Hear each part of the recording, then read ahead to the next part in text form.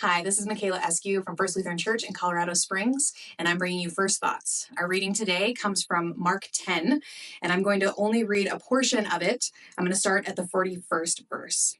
Now, when the other 10 disciples heard about this, they became angry with James and John. They had asked if they could sit at Jesus' right hand in heaven.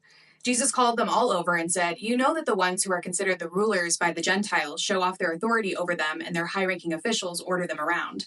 But that's not the way it will be with you. Whoever wants to be great among you will be your servant. Whoever wants to be first among you will be the slave of all.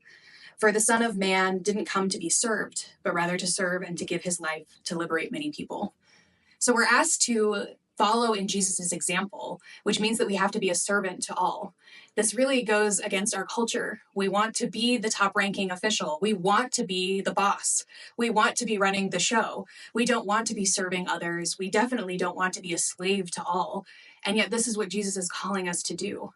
So what does that mean in our modern day? How are we supposed to walk alongside other people and be there for them and make sure that their needs come above some of our own? It doesn't mean that we are supposed to be a walking mat for other people, but it does mean that we have to consider others before ourselves. And that's a hard lesson to take. So I wonder what you might be going into this week thinking about. How could you be a servant to others this week?